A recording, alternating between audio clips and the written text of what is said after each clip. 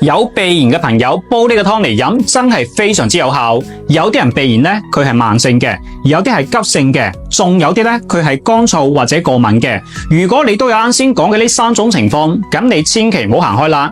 今日呢，分享俾大家一個非常之好使嘅方法，可以直頭斷咗佢尾。有鼻炎嘅朋友其實最難受嘅就係朝頭早瞓醒嗰陣，嗰啲鼻涕完全停唔到落嚟，鼻哥窿包餃子包到甩晒皮，搞到成個人都頭脹眼花，冇嚟精神。一到轉季翻風落雨，又或者吹下空調聞下花草，馬上又會發作起嚟，真係好鬼死難頂啊！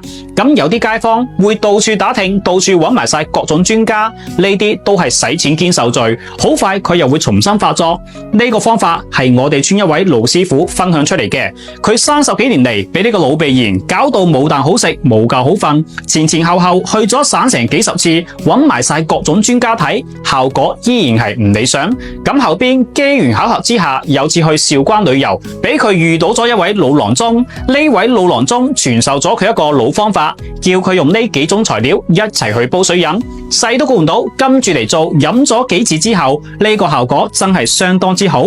咁多年嚟係再都冇發作過。今日呢，我最後一次毫無保留咁免費分享俾大家，記得點個免費嘅小紅心收藏起嚟，順手分享俾你關心嘅親朋好友。方法其實好簡單，你自己一個喺屋企就可以輕鬆搞掂。你揾齊以下嘅呢幾樣嘢一齊煲水飲，飲翻一段時間之後就可以將佢徹底斷咗尾。記得做好筆記啦。你去準備好心宜花、金銀花、魚腥草、薄荷、白芷3碗水，煲成佢2碗水就可以直接攞嚟飲啦。如果嚴重嘅話，你就每日煲一次；唔係咁嚴重嘅話，你就2到3日煲一次。大家可以自己準備材料，自己搭配。嫌麻煩又或者唔知道比例嘅，馬上點開下邊嘅呢個鏈接，入邊就有提前搭配好嘅成品，科學配比，獨立包裝，用料上乘，真材實料，又有保證。一餐飯錢就可以買到1大袋，入邊整有唔少袋。趁住廠家搞緊大活動，馬上點開下邊嘅呢一個鏈接，